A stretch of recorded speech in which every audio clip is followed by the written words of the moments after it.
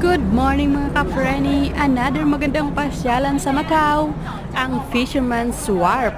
Maganda dyan pumunta, parang nasa Athens, Greece lang. Ang replika ng Acropolis of Athens sa Macau, ang Fisherman's Wharf.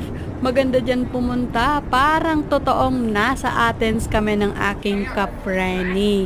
Ang ganda talaga ng view.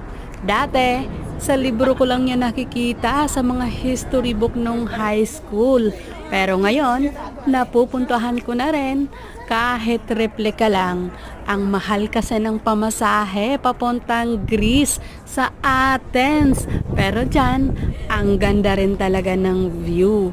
Parang nasa Athens talaga ang replika ng Acropolis of Athens sa Macau, ang Fisherman's Wharf. Kita nyo naman talaga, ang ganda talaga dyan ng view. So, yun lang mga ka-Frenny, ang Fisherman's Wharf sa Macau.